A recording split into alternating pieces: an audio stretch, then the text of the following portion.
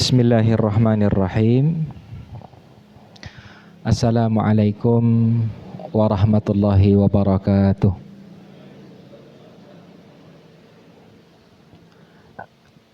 Alhamdulillah. Wassalatu wassalamu ala Rasulillah wa ala alihi wa sahbihi wa mawalah. Segala puji bagi Allah Subhanahu wa taala yang telah mengaruniakan berbagai nikmatnya kepada tiap-tiap kita. Yang mana di antara nikmat yang Allah Subhanahu wa taala berikan adalah nikmat usia. Di mana sampai saat ini Allah Subhanahu wa taala masih memberikan kita kesempatan untuk berada di dalam ketaatan kepada Allah Subhanahu wa taala. Hadir ke majelis ilmu bagian nikmat besar yang Allah Subhanahu wa taala berikan kepada sebagian hamba-hambanya. Kalau kata Nabi sallallahu alaihi wasallam di dalam riwayatnya Al-Imam Muslim, "Wa majtama'a qaumun fi baitin min buyutillah." Tidaklah suatu kaum itu berkumpul di salah satu rumah dari rumah-rumah Allah. Yatluna kitaballah wa yatadarasuna fima bainahum, di mana mereka melantunkan firman-firman Allah, mempelajari kandungan yang terdapat di dalamnya, illa nazalat alaihimus sakinah, melainkan Allah akan karuniakan ketenangan di hati mereka. Wa ghasyiyatuhumur rahmah, lalu kemudian Allah akan meliputi mereka dengan rahmatnya. Wa haffathumul malaikah, lalu kemudian para malaikat-malaikat Allah akan turut menemaninya. Wa dzakarahumullahu fiman indah, lalu kemudian yang keempat kata Nabi, Allah Subhanahu wa taala akan menyebutkan mereka di hadapan para malaikat-malaikat Allah Subhanahu wa taala. Fulan bin fulan, fulanah bintu fulan hadir di majelis ilmu tertentu, itu disebut oleh Allah Subhanahu wa taala. Maka ini bagian dari nikmat yang Allah Subhanahu wa taala berikan kepada kita. Termasuk nikmat usia sampai saat ini. Kita sekarang berada di bulan apa ini? Di bulan Rajab. Apa yang istimewa dari bulan Rajab?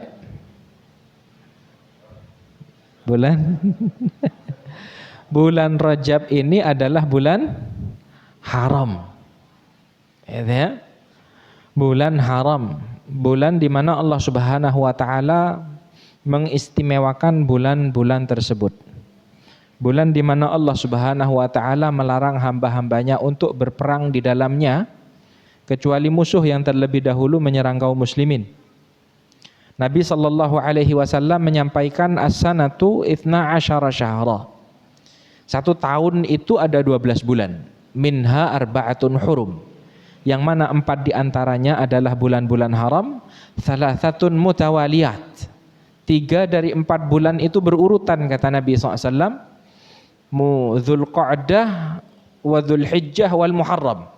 Nah, ini bulan-bulan haram yang diistimewakan oleh Nabi sallallahu oleh Allah Subhanahu wa taala. Dzulqa'dah wa Dzulhijjah wal Muharram, lalu yang terpisah wa Rajab Mudhar. Bulan di mana kita berada? Wa Rajab Mudhar. Kata Nabi SAW, gitu ya, alladzi baina Jumadai wa Sya'ban, yang terletak antara Jumadil Akhir dan bulan Sya'ban.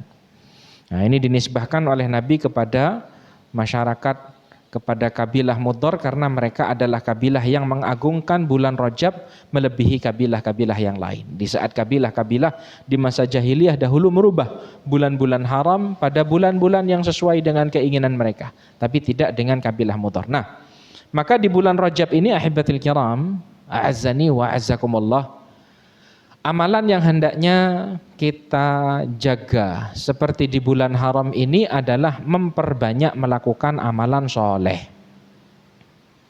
Memperbanyak melakukan amalan soleh dianjurkan di sepanjang tahun, dan di bulan-bulan haram lebih utama untuk diperbanyak lagi. Karena disampaikan oleh banyak para ulama, amalan soleh yang dilakukan beriringan dengan waktu-waktu yang dimuliakan oleh Allah Subhanahu wa taala memiliki kadar pahala yang lebih, memiliki kelipatan pahala yang lebih. Terlebih tidak lama lagi kita akan masuk ke bulan Ramadan. Kalau seperti disampaikan oleh Ibnu Rajab di dalam kitab beliau Lataiful Ma'arif, beliau menyampaikan perkataan-perkataan para salaf, seperti diantaranya adalah Abu Bakar Al-Balkhi, di mana Abu Bakar Al-Balkhi pernah menyampaikan Syahrul Sya'ban, Syahrul Rajab adalah Syahrul Zara'. Ya, bulan Rajab ini dalam rangka menyambut datangnya bulan Ramadan, itu ibarat menanam seperti bulan menanam. Wa Syahrul Sya'ban Syahrul Saqi.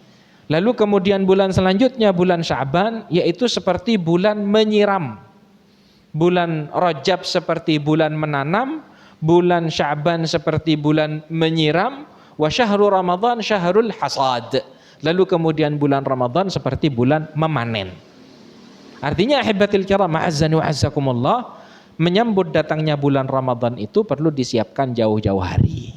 Ya, dari bulan Rajab ini sudah kita latih diri kita di dalam memperbanyak melakukan amalan-amalan soleh, hingga ketika Ramadan tiba kita sudah lebih terbiasa di dalam melakukan banyak amalan soleh di dalamnya. Di samping juga di bulan Rajab ini ahibatil kiram, untuk hendaknya setiap muslim meninggalkan larangan-larangan Allah lebih dari bulan-bulan yang lain. Meninggalkan larangan Allah ini dilarang, ini diperintahkan di sepanjang tahun. Ya, dan di bulan-bulan haram lebih utama untuk ditinggalkan, karena Allah Subhanahu wa taala yang menyampaikan fala tadzlimu fihinna anfusakum, dan janganlah kalian menzalimi diri-diri kalian di dalamnya. Nah, maka nikmat besar ini untuk hendaknya dapat kita manfaatkan dengan sebaik mungkin. Shalawat serta salam marilah senantiasa kita haturkan kepada Nabi Muhammad sallallahu alaihi wasallam beserta keluarga, sahabat dan pengikut-pengikutnya, termasuk kita semua. Amin amin ya rabbal alamin. Bapak-bapak, ibu-ibu, kaum muslimin muslimah yang dimuliakan oleh Allah Subhanahu wa taala, di kesempatan pagi hari yang berbahagia ini kami ingin menyampaikan tentang salah satu akhlak yang dituntunkan oleh Allah Subhanahu wa taala di dalam Al-Qur'an, dituntunkan oleh Nabi sallallahu alaihi wasallam di dalam sabdanya, yaitu akhlak malu. Ya, akhlak malu. Akhlak malu adalah akhlak yang kalau didefinisikan oleh para ulama adalah khuluqun yadfa'ul insana ila tarki ma yustakbahu qawlan wa fi'lan. Ya. Jadi akhlak malu adalah akhlak yang menjadikan seseorang itu meninggalkan perkara-perkara yang tercela, baik secara perbuatan ataupun secara ucapan. Wa yamna'uhu minat taksiri fi huquqillahi wa huquqin nas. Lalu kemudian ia juga merupakan akhlak yang menghalangi seseorang untuk tidak menunaikan hak-haknya Allah Subhanahu wa taala dan hak-haknya umat manusia. Ini adalah akhlak malu. Kalau lebih sederhana lagi disampaikan oleh Ibnu Qayyim, al-haya'u khuluqun yab'atsu ala tarkil qabih wa yamna'u minat taksiri fi haqqi dzil haqq. Jadi akhlak malu itu sederhananya dia adalah akhlak yang menjadikan kita itu terhalang untuk melakukan perkara-perkara yang tercela. Serta ia merupakan akhlak yang mendorong kita untuk menunaikan haknya umat manusia, dan terutama adalah haknya Allah Subhanahu wa taala di dalam kehidupan ini. Ini adalah akhlak malu. Ya. Nabi sallallahu alaihi wasallam menyampaikan tentang perihal akhlak malu adalah bagian daripada keimanan. Wal haya'u syu'batum minal iman. Kata Nabi, malu itu adalah bagian daripada keimanan. Dalam riwayat yang lain Nabi sallallahu alaihi wasallam menyampaikan al haya'u kulluha khair. Haya atau rasa malu itu semuanya baik. Al haya'u la ya'ti illa bi khair. Rasa malu itu tidak mendatangkan kecuali kebaikan. Ya? Dan Nabi sallallahu alaihi wasallam juga menyampaikan inna mimma adrakan nasu min kalamin nubuwatil ula. Fa idza lam tastahi atau fa illam tastahi fasna ma syi'ta, kata Nabi. di antara yang didapati oleh umat manusia dari peninggalan ucapan para nabi-nabi terdahulu adalah tentang malu, kata Nabi sallallahu alaihi wasallam. Yang mana syariat malu ini juga merupakan syariat yang menyeluruh. Syariatnya para nabi-nabi Allah Subhanahu wa taala ajma semuanya. Ya. Ketika sebagian syariat itu disyariatkan kepada sebagian nabi dan tidak kepada sebagian yang lain, tapi yang namanya akhlak malu ini merupakan akhlak yang disepakati oleh keseluruhan syariat para nabi-nabi Allah Subhanahu wa taala. Maka ahibatil kiram ma'azzani wa azzakumullah, ini adalah akhlak yang mulia. Yang kalau misalkan kita terapkan ke dalam kehidupan keseharian kita, maka ini akan mendorong kita untuk menjadi seorang muslim yang saleh, seorang muslimah yang saleh. Maka kalau kita memperhatikan di dalam Al-Quran, Allah Subhanahu wa ta'ala itu pernah menceritakan tentang kisahnya Nabi Musa alaihi salam. Sebelum Nabi Musa alaihi salam itu diutus menjadi utusan Allah. Di dalam surat Al-Qasas, Allah Subhanahu wa ta'ala menceritakan tentang kisahnya Nabi Musa dengan kedua putri Nabiullah Syuaib. Ketika Nabi Musa alaihi salam itu pernah membunuh seseorang dari kaumnya Fir'aun, orang-orang Kipti. Setelah itu Nabi Musa melarikan diri menuju ke sebuah daerah yang bernama Madian. Hingga sesampainya Nabi Musa alaihi salam di Madian, Nabi Musa mendapati ada dua orang wanita, yaitu kedua putrinya Nabiullah Syuaib alaihi salam, yang sedang mengantri untuk ngambil air guna diberikan kepada hewan-hewan ternaknya. Maka pada saat itu Nabi Musa alaihi salam membantu kedua putri tersebut, dan itu disampaikan oleh Allah Subhanahu wa taala di dalam Al-Qur'an. Yang lalu kemudian setelah itu Nabi Musa alaihi salam beristirahat di bawah sebuah pohon, dan kedua putri Nabiullah Syuaib alaihi salam dengan gembala kambing mereka sudah pulang ke rumahnya. Lalu kemudian salah satu dari keduanya datang menemui Nabi Musa alaihi salam sebagaimana diperintahkan oleh ayahnya, yaitu Nabiullah Syuaib, dan Allah Subhanahu wa taala sampaikan faja'athu ihdahuma tamshi 'ala istihya, kata Allah. Lalu kemudian salah satu dari keduanya datang dalam keadaan malu, katanya Allah Subhanahu wa taala. Yang kalau oleh Ibnu Katsir disampaikan dari perkataannya Umar bin Al-Khattab radhiyallahu taala anhu, ja'at tamshi 'ala istihya, datang berjalan menemui Nabi Musa alaihi salam dalam keadaan malu. Yang lalu kemudian kata Allah, qalat inna abi yad'uka liyajziyaka ajra ma saqaita lana.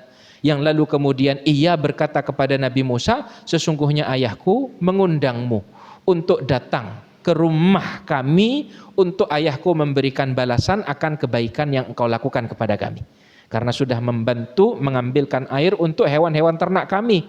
Maka kata Umar bin Al-Khattab radhiyallahu taala anhu di dalam tafsir Ibnu Katsir, qailah bithawbiha ala wajhiha laysat bisalfa' minan nisa. Pada saat itu putrinya Nabi Syuaib alaihi salam datang dalam keadaan malu, berkata seraya menutupi wajahnya dengan kain pakaiannya, bukan seperti seorang wanita yang tidak memiliki sopan santun. Nah, maka lalu kemudian setelah itu Nabi Musa alaihi salam memenuhi undangan tersebut. Nabi Musa orang yang asing di negeri Madian. Dia tidak tumbuh dan besar di Madian, beliau tumbuh di Mesir. Yang lalu kemudian setelah itu Nabi Musa alaihi salam memenuhi undangan Nabiullah Syuaib. Dan perhatikan, seperti yang disampaikan oleh Umar bin Al-Khattab radhiyallahu taala anhu, pada saat itu kana Musa amamaha. Ini bentuk akhlak malunya Nabiullah Musa alaihi salam. Nabi Musa ini berjalan di depannya putrinya Nabiullah Syuaib, bukan berjalan di belakangnya. Yang tahu jalan siapa ini? Putrinya Nabi Syuaib. Tapi Nabi Musa berjalan di depannya. Karena Musa amamaha wa kanat tadulluhu ala tariqi min khalfih. Putrinya Nabi Syuaib ini menunjukkan jalan ketika ia berjalan di belakangnya Nabi Musa. Fa idza akhta'a qalat lah, katanya Umar, yang kalau misalkan Nabi Musa ini salah jalan, maka pada saat itu putrinya Nabiullah Syuaib memberitahukan an yaminika wa an shimalik, ke sebelah kanan atau ke sebelah kiri. Bentuk akhlak malu yang dipuji oleh Allah Subhanahu wa taala di dalam Al-Qur'an. Kalau kita memperhatikan lembaran sejarah Nabi kita Nabi Muhammad sallallahu alaihi wasallam, kita akan mendapati Abu Sa'id Al-Khudri mensifati Nabi sallallahu alaihi wasallam, kana Rasulullah sallallahu alaihi wasallam ashadda hayaan minal azra'i fi khidriha. Adapun Nabi sallallahu alaihi wasallam adalah seseorang yang lebih pemalu dibandingkan dengan para wanita yang berada di pingitan-pingitan mereka. Dahulu para wanita di masa Nabi Shallallahu Alaihi Wasallam ketika Islam datang adalah hamba-hamba Allah Subhanahu Wa Taala yang sangat menjaga rasa malu mereka. Ketika mereka sudah mencapai usia akil baligh, maka mereka akan berada di rumah mereka. Mereka berada di pingitan-pingitan mereka. Mereka adalah hamba-hamba Allah Subhanahu Wa Taala yang pemalu. Hingga ketika ada laki-laki yang datang untuk meminang mereka, melamar mereka, maka Nabi Shallallahu Alaihi Wasallam, fa inna sukutuha wifaquha. Ya, kalau misalkan wanita itu cocok dengan laki-laki yang melamarnya, maka bentuk persetujuannya adalah dengan diamnya. Ya, maka katanya Abu Sa'id Al-Khudri, adapun Nabi Shallallahu Alaihi Wasallam adalah orang yang lebih pemalu dibandingkan dengan para wanita-wanita yang berada di pingitan-pingitan mereka. Wa idza ra'a syai'an yakrahuhu urifa fi wajhihi, yang kalau misalkan Nabi Shallallahu Alaihi Wasallam itu tidak cocok akan sesuatu, maka itu akan diketahui dari raut wajahnya Nabi Shallallahu Alaihi Wasallam. Fahadha Nabiyuna Shallallahu Alaihi Wasallam. Kalau kita memperhatikan menantu Nabi, ada sahabat Utsman ibnu Affan, sahabat yang menikah dengan kedua putri Nabi Shallallahu Alaihi Wasallam, menikah dengan Ruqayyah bintu Rasulillah. Di sepeninggalan Ruqayyah, Nabi menikahkan dengan Ummu Kulthum, yang oleh karenanya Utsman ibnu Affan ini memiliki julukan Dzunnurain, satu-satunya manusia yang menikah dengan kedua putri Nabi secara berurutan, ya adalah Utsman ibnu Affan. Maka Utsman ini adalah orang yang hayyi, orang yang pemalu, orang yang menjaga akhlak dan perilakunya, sampai Nabi Allah, para malaikat-malaikat Allah malu kepada sahabat Utsman. Makanya di dalam hadisnya Ummul Mukminin Aisyah radhiyallahu taala anha, dalam riwayatnya Al-Imam Muslim, Nabi Shallallahu Alaihi Wasallam suatu ketika pernah bersama Abu Bakar dan Umar, dan pada saat itu Nabi Shallallahu Alaihi Wasallam duduk ala kadarnya. Sebagian paha Nabi Shallallahu Alaihi Wasallam tersingkap, yang lalu kemudian ketika Utsman datang, Nabi Shallallahu Alaihi Wasallam memperbaiki kain sarungnya. Yang lalu kemudian Aisyah bertanya kepada Nabi Shallallahu Alaihi Wasallam, ya Rasulullah, lima taf'alu hadza bi Utsman wa lam taf'al bi Abi Bakr wa Umar. Wahai Rasulullah, kenapa engkau melakukan hal ini kepada Utsman ibnu Affan dan tidak melakukannya kepada Abu Bakar dan Umar? Maka Nabi Shallallahu Alaihi Wasallam pada saat itu menyampaikan, ala astahi min rajulin tastahi minhul malaikah. Tidakkah aku malu terhadap seseorang di mana para malaikat saja malu kepada dia, yaitu Utsman ibn Affan radhiyallahu taala anhu. Khuluqul haya, al haya'u kulluha khair, kalau kata Nabi. Rasa malu ini semuanya baik. Ya, al haya'u la ya'ti illa bi khair. Rasa malu ini tidaklah mendatangkan kecuali kebaikan.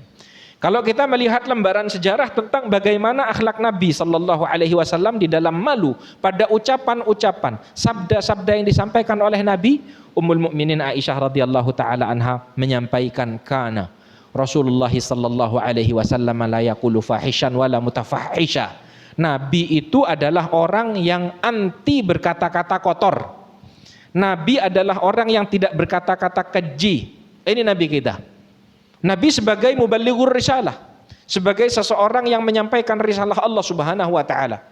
Para sahabat datang silih berganti bertanya kepada Nabi Sallallahu Alaihi Wasallam. Di samping kewajiban Nabi untuk menyampaikan syariat Allah Subhanahu wa taala, maka ketika ada hal-hal yang tabu yang hendak disampaikan oleh Nabi Sallallahu Alaihi Wasallam, maka akhlak malunya Nabi Sallallahu Alaihi Wasallam menjadikan Nabi Sallallahu Alaihi Wasallam memilih kata-kata yang kinayah, memilih kata-kata yang sopan, yang santun, di mana ilmu tersampaikan dengan baik, akan tetapi tidak ada kata-kata yang kotor yang terucap. Ini Nabi kita, Nabi Muhammad Sallallahu Alaihi Wasallam. Para sahabat datang silih berganti bertanya, dan Nabi Sallallahu Alaihi Wasallam memberikan jawaban dari pertanyaan-pertanyaan tersebut dengan bahasa yang santun, dengan bahasa yang sopan, seperti halnya Allah Subhanahu Wa Taala membahasakan hal-hal tersebut di dalam Al-Quran. Nah, maka ini adalah Nabi kita, Nabi Muhammad Sallallahu Alaihi Wasallam. Maka pernah Nabi Sallallahu Alaihi Wasallam itu didatangi oleh seorang wanita yang mana ia merupakan istrinya Rifa'ah Al-Quradhi. Ini Rifa'ah Al-Quradhi ini punya istri, dicerai ditalak 3. Kalau di dalam Islam itu, kalau misalkan seorang wanita ditalak 3, itu kan tidak boleh kembali kepada suaminya yang telah menceraikannya itu, kecuali dia menikah dengan laki-laki lain. Ya, sampai berhubungan suami istri, kalau kemudian setelah itu terjadi perceraian atau misalkan meninggal dunia baru boleh kembali. Ya. Maka lalu kemudian wanitanya atau istrinya Rifa'ah Al-Quradhi ini menikah dengan sahabat Nabi yang lain bernama Abdurrahman ibn Zabir. Akan tetapi ternyata ahibatil kiram, istrinya Rifa'ah Al-Quradhi ini ya, tidak puas dengan suaminya yang kedua, sampai hal itu ia sampaikan kepada Nabi SAW, dan Nabi SAW menyampaikan, la'allaki turidina an tarji'i ila Rifa'ah, sepertinya kamu ini ingin kembali kepada suamimu yang pertama. Maka lalu kemudian Nabi SAW menggunakan bahasa yang santun, bahasa yang sopan, di mana Nabi SAW menyampaikan, la hatta tadzuki usailatahu wa yadzuku usailataki. Kamu tidak bisa kembali kepada suamimu yang pertama sampai kalian sudah melakukan hubungan suami istri dengan bahasa yang santun yang disampaikan oleh Nabi SAW. Hadza Nabiyuna sallallahu alaihi wasallam. Kalau misalkan Nabi sallallahu alaihi wasallam mendapati sebagian para sahabat itu melakukan kesalahan, Nabi sebagai muballighur risalah punya kewajiban untuk menegur. Akan tetapi di antara akhlak Nabi di dalam bertutur kata, yang mana ini merupakan buah dari akhlak malu yang dimiliki oleh Nabi sallallahu alaihi wasallam, Nabi itu tidak pernah yang namanya menegur orang di hadapan khalayak ramai secara personalia. Ya, maka Nabi sallallahu alaihi wasallam biasanya menggunakan bahasa sindiran. Ma balu aqwamin qalu kadza wa kadza. Ya, apalah urusan satu kaum di mana mereka mengatakan demikian dan demikian, kata Nabi sallallahu alaihi wasallam. Bentuk akhlak Nabi sallallahu alaihi wasallam di dalam bertutur kata yang mana ini merupakan buah dari akhlak malu Nabi sallallahu alaihi wasallam. Kalau kita melihat lembaran sejarah tentang bagaimana Nabi sallallahu alaihi wasallam di dalam menutupi aurat, Nabi adalah orang yang sangat menutupi auratnya. Ya, Nabi kalau berpakaian yang sederhana. Kalau seperti disampaikan oleh Jabir bin Abdullah, Jabir pernah menyampaikan tentang bagaimana Nabi di dalam menutup aurat. Kharajna ma'a Rasulillah sallallahu alaihi wasallam wa kana la ya'til buraza hatta yataghayyab anna fala yura. Kami itu pernah safar bersama Nabi. Maka Nabi Muhammad sallallahu alaihi wasallam itu kalau misalkan buang hajat, Nabi Muhammad itu menjauh dari kami. Sampai tidak ada seorang pun yang melihat Nabi sallallahu alaihi wasallam. Dalam riwayat yang lain, Nabi sallallahu alaihi wasallam tidaklah mengangkat kain sarungnya kecuali ketika Nabi telah duduk. Bentuk bagaimana Nabi sallallahu alaihi wasallam menjaga auratnya sampai tidak terlihat oleh orang lain. Hadza nabiyuna sallallahu alaihi wasallam. Khuluqul haya, akhlak malu yang diterapkan oleh Nabi sallallahu alaihi wasallam. Kalau seperti yang pernah dikisahkan oleh Nabi di dalam riwayat Bukhari dan Muslim, Nabi pernah mengisahkan tentang Nabiullah Musa alaihi salam, di mana Nabi sallallahu alaihi wasallam menyampaikan, kanat banu Israil yaghtasiluna uratan yanzuru ba'duhum ila ba'd. Kata Nabi sallallahu alaihi wasallam, Banu Israil itu adalah orang-orang yang punya kebiasaan kalau mandi mereka tidak mengenakan pakaian apapun, dan mereka mandi bersama-sama, antara satu dengan yang lain saling melihat auratnya. Ini katanya Nabi SAW. Yang lalu kemudian Nabi menyampaikan, wa kana Musa yaghtasilu wahda. Adapun Nabi Musa alaihi salam, beliau adalah seseorang yang kalau mandi menyendiri, seorang diri. Bentuk akhlaknya Nabi Musa alaihi salam pada akhlak malunya. Tidak ingin kalau auratnya terlihat oleh orang lain. Sampai-sampai ternyata ahibatil kiram, muncul prasangka buruk dari orang-orang Banu Israel terhadap Nabi Musa. Wallahi, katanya Banu Israel, ma yamna'u Musa ayaghtasila ma'ana illa annahu adar. Ya, ini demi Allah ini, katanya Banu Israel. Nabi Musa itu tidak mandi bersama kita karena Nabi Musa itu punya penyakit, punya cacat dia. Ya, maka Allah Subhanahu wa taala satu ketika menghendaki untuk memperlihatkan kesempurnaan ciptaan Allah pada Nabi Musa. Maka Nabi sallallahu alaihi wasallam menyampaikan fadzahaba marratan yaghtasil. Hingga satu ketika Nabi Musa alaihi salam ini pergi mandi, dan kebiasaan Nabi Musa mandi seorang diri. Yang lalu kemudian kata Nabi sallallahu alaihi wasallam, fawadha'a thawbahu ala hajar. Malaikat Nabi Musa alaihi salam menanggalkan pakaiannya, lalu kemudian beliau letakkan di atas batu. Maka lalu kemudian kata Nabi, fafarral hajar, batunya menggelinding. Ya, batunya berlari, kata Nabi sallallahu alaihi wasallam, sampai menjadikan Nabi Musa marah. Nabi Musa menyampaikan, ya hajar thawbi, Wahai batu, bajuku, katanya Nabi Musa alaihissalam. Seraya mengejar batu tersebut sampai hal itu menjadikan Banu Israel melihat Nabiullah Musa alaihissalam dan pada akhirnya terjawab. Banu Israel pada akhirnya menyampaikan, wallahi ma bi Musa min ba'as.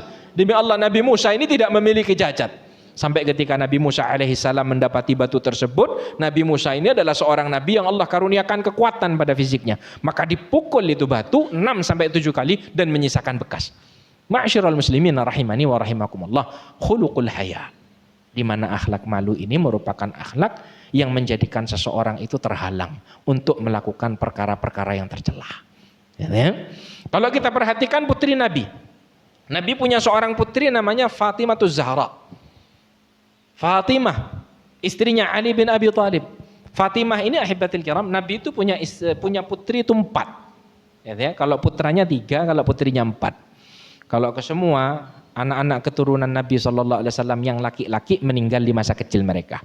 Kalau putri-putri Nabi itu sampai besar, sampai berkeluarga, sampai memeluk agama Islam, namun semuanya meninggal dunia kecuali Fatimah.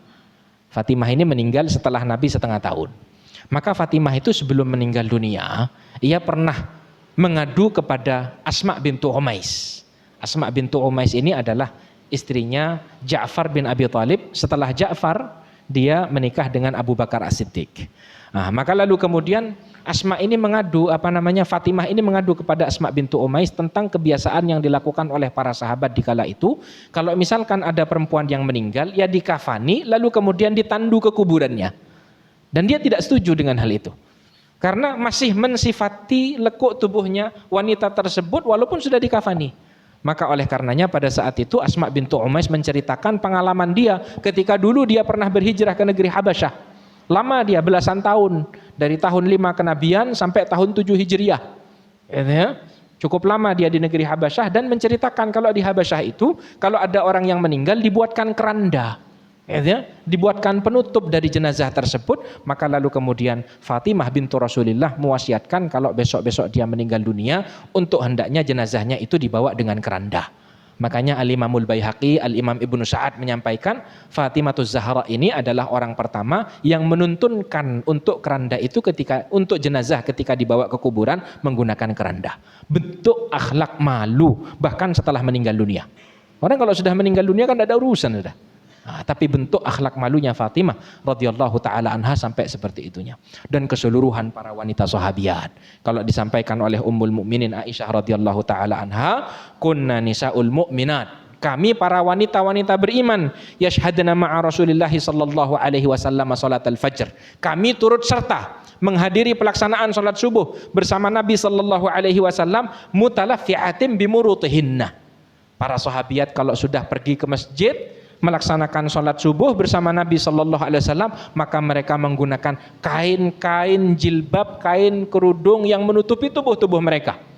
Itu ya. Yang lalu kata Aisyah, "Tsumma yanqalibna ila buyutihinna hinna yaqdina shalah." Kemudian seusai sholat, para wanita sahabiat ini terlebih dahulu keluar dari masjid Nabi Sallallahu Alaihi Wasallam. La ya'rifhunna ahadun minal ghalas. Pada saat itu tidak ada seorang pun yang mengenali para sahabiat dikarenakan gelapnya keadaan di waktu subuh di kala itu. Nah, maka katanya Ummul Mukminin Aisyah, mutalaffi'atum bimurutihin. Bentuk akhlak malunya para sahabiat, mereka menutupi aurat-aurat mereka ketika mereka datang ke masjid Rasulullah sallallahu alaihi wasallam. Ma'asyiral muslimin rahimani wa rahimakumullah. Nah, maka akhlak malu adalah akhlak yang menghalangi seseorang untuk melakukan perkara-perkara yang tercela. Dan akhlak malu merupakan akhlak yang menghalangi seseorang untuk tidak menunaikan hak-haknya makhluk-makhluk Allah. Ya. Orang kalau punya hak sama kita, akhlak malu kita ini menjadikan kita menunaikan hak mereka. Misalkan ada orang yang kita pinjam uangnya, waktunya bayar ya bayar. Jangan seperti kebanyakan masyarakat kalau pinjam senyum, gitu ya. Waktu pinjam baik, datangnya senyum, giliran ditagih, gitu ya, lebih sangar itu. Nah, maka ahibatul kiram azan wa azzakumullah, akhlak malu itu menjadikan seseorang menunaikan haknya umat manusia. Makanya kata Nabi sallallahu alaihi wasallam, matlul ghaniyyi zulmun. Orang yang punya kemampuan untuk menunaikan hutangnya tapi diundur-undur adalah sebuah kezaliman. Nah, gitu ya. Demikian halnya kalau misalkan kita sewa orang untuk bekerja. Nabi sallallahu alaihi wasallam menyunnahkan kepada umat ini, a'tul ajira ajrahu qabla ayyajifa 'araquh. Ya, kasih upah pekerja itu sebelum keringat mereka mengering, kata Nabi sallallahu alaihi wasallam. Ya. Nah, sebagian orang bahkan mencari cara untuk bagaimana tidak menggaji pekerja yang mereka pekerjakan. Nah, maka yang seperti ini ahibatil kiram jauh dari akhlak malu yang dituntunkan oleh Nabi kita Nabi Muhammad SAW. Lalu kemudian akhlak malu kita kepada Allah Subhanahu wa taala. Maka akhlak malu ini menjadikan kita juga terdorong untuk menunaikan hak-haknya Allah. Maka kalau hak-haknya Allah pada rasa malu di sini ahibatil kiram ya adalah dengan melaksanakan yang diperintahkan serta menjauhi yang dilarang. Nabi sallallahu alaihi wasallam pernah menyampaikan istahyu minallahi haqqal haya. Malulah kalian kepada Allah dengan sebenar-benar malu, kata Nabi. Para sahabat menyampaikan, ya Rasulullah inna nastahi walhamdulillah. Wahai Rasulullah, kami ini sudah memiliki rasa malu alhamdulillah. Maka kata Nabi sallallahu alaihi wasallam, laisa dzalik. Bukan itu yang dimaksudkan. Walakin man istahya minallahi haqqal haya, akan tetapi yang malu kepada Allah dengan sebenar-benar malu, falyahfadzir ra'sa wa ma wa'a, untuk hendaknya dia menjaga kepalanya dan apa-apa yang terdapat di kepalanya, tatapan matanya, pendengarannya, lisannya dijaga. Wal batna wa ma hawa, perutnya dan apa-apa yang terdapat di dalamnya, maksudnya adalah apa yang dia masukkan ke dalam perutnya. Untuk hendaknya dia perhatikan, jangan mengambil dari harta-harta yang diharamkan oleh Allah Subhanahu wa taala. Lalu kemudian kata Nabi, wal yadhkuril maut wal bila, dan banyak-banyaklah dia mengingat kematian dan binasanya tubuh ini setelah ia meninggal dunia. Nah, maka inti rasa malu kita kepada Allah adalah terus berusaha melaksanakan yang diperintahkan serta menjauhi yang dilarang. Ma'asyiral muslimin rahimani wa rahimakumullah. Lalu kemudian yang terakhir, akhlak malu memiliki pengecualian. Ya, akhlak malu memiliki pengecualian. Ada keadaan-keadaan di mana kita itu dilarang di dalam Islam untuk malu. Di antaranya yang pertama adalah untuk belajar, untuk menuntut ilmu. Seorang muslim, seorang muslimah tidak boleh malu. Ummul Mukminin Aisyah radhiyallahu taala anha pernah menyampaikan, ni'man nisa'i nisaul ansar. Sebaik-baik wanita adalah wanita Ansar. Lam yamna'hunnal haya ayyatafaqqahna fid din. Di mana rasa malu tidaklah menghalangi mereka untuk mendalami ilmu agama Allah Subhanahu wa taala. Makanya di dalam riwayat Bukhari dan Muslim, dalam hadisnya Ummu Salamah, pernah ada seorang wanita Ansar yang bernama Ummu Sulaim. Ummu Sulaim ini adalah ibunya Anas bin Malik, pembantu Rasulullah sallallahu alaihi wasallam. Maka Ummu Sulaim ini datang kepada Nabi sallallahu alaihi wasallam hendak menanyakan perkara yang tabu untuk ditanyakan. Maka pada saat itu Ummu Sulaim datang kepada Nabi lalu kemudian menyampaikan muqaddimah terlebih dahulu. Ya Rasulullah, innallaha la yastahi minal haq. Wahai Rasulullah, sesungguhnya Allah itu tidak malu di dalam perkara kebenaran. Lalu kemudian barulah Ummu Sulaim bertanya kepada Nabi, fahal alal mar'ati min ghuslin idza hiya talamat? Apakah seorang wanita itu juga wajib mandi ketika dia mimpi basah? Katanya Ummu Sulaim. Maka Nabi sallallahu alaihi wasallam memberikan jawaban dengan santun, dengan sopan, seraya Nabi SAW menyampaikan, "Na'am, idza ra'atil ma." Iya, kalau misalkan mendapati adanya air yang keluar maka juga wajib mandi, katanya Nabi sallallahu alaihi wasallam. Nah, maka di sini ahibatil kiram, seorang muslim, seorang muslimah tidak boleh malu di dalam menuntut ilmu. Makanya disampaikan oleh para ulama, ada dua golongan manusia yang tidak akan bisa memperoleh ilmu. Yang pertama adalah al-mustahi, yang kedua adalah al-mustakbir. Yang pertama adalah orang yang malu, ini nggak akan pernah dapat ilmu. Yang kedua adalah orang-orang yang sombong, yang merasa bisa, ini tidak akan pernah mendapatkan ilmu. Nah, maka ahibatil kiram, azan wa jazakumullah, yang pertama. Yang kedua, seseorang itu tidak diperbolehkan untuk malu di dalam menyampaikan kebenaran, di dalam mengingkari kemungkaran. Ini tidak boleh malu. Gitu ya? Biasanya kalau orang Indonesia itu kan tidak enakan. Betul ya? Enggak enakan orang Indonesia itu pakai gitu ya, cangkolang kalau katanya orang Madura. Nah, maka ahibatil kiram, Nabi sallallahu alaihi wasallam dalam riwayat Ahmad pernah menyampaikan, la yamna'anna ahadakum haibatun nasi ayyakula bihaqqin idza alima. Gitu ya? Katanya Nabi sallallahu alaihi wasallam, seseorang di antara kalian untuk hendaknya tidak ragu di dalam menyampaikan kebenaran walaupun ada orang yang dia sungkan kepadanya. Ini kata Nabi SAW. Maka malu di dalam menyampaikan kebenaran, di dalam mengingkari kemungkaran bukan malu. Nah, yang seperti ini kalau disampaikan oleh para ulama adalah takut. Nah, maka oleh karenanya perlu diperangi. Ya, perasaan di dalam hati ini, di dalam menyampaikan kebenaran, di dalam mengingkari kemungkaran, terlebih kepada keluarga yang menjadi tanggung jawab kita. Ya ayyuhalladzina amanu qu anfusakum wa ahlikum nar. Wahai orang-orang yang beriman, jagalah diri kalian dan keluarga kalian dari siksa api neraka. Gitu ya. Ini perintah dari Allah Subhanahu wa taala. Lalu kemudian yang terakhir, yang ketiga di antara pengecualian seseorang itu tidak boleh malu adalah pada hal-hal yang menjadi kebutuhannya. Orang sudah waktunya berkeluarga, menikah, maka tidak boleh malu. Gitu ya. Seseorang butuh untuk berobat, maka tidak perlu untuk malu dengan tetap menjaga batasan-batasan yang diaturkan di dalam syariat Allah Subhanahu wa taala. Gitu ya. Termasuk juga kalau misalkan ada yang memberi sesuatu sementara kita membutuhkannya, kita tidak minta. Akan tetapi dikasih dan kita membutuhkan akan hal itu, untuk hendaknya tidak malu. Dulu Nabi SAW itu pernah dikasih makanan, ahibatul kiram, a'azzani wa azzakumullah. Yang lalu kemudian Nabi memberikan makanan itu kepada para sahabat, gitu ya. Yang lalu kemudian para sahabat pada saat itu menyampaikan, la nashtahi, kami tidak pengen ya Rasulullah, padahal mereka pengen. Padahal mereka lapar, membutuhkan makanan tersebut. Maka Nabi SAW menyampaikan, la tajma'na ju'an wa kadziban. Kalian itu jangan mengumpulkan rasa lapar kalian, gitu ya, dengan kebohongan kalian. Sudah diterima saja, kata Nabi SAW. Begitu ya. Nah, maka ini adalah 3 pengecualian daripada malu yang tidak boleh seorang muslim itu untuk malu. Akan tetapi selain itu, seorang muslim dianjurkan di dalam Islam ini untuk menjaga akhlak malu. Semoga kita senantiasa dapat meneladani apa-apa yang dituntunkan oleh Allah Subhanahu wa taala dan Rasulnya di dalam kehidupan ini. Barakallahu li wa lakum fil Qur'anil azim wa nafa'ani wa iyyakum minal ayati wadh-dzikril hakim. Aqulu qawli hadza wa astaghfirullah li wa lakum innahu huwal ghafurur rahim.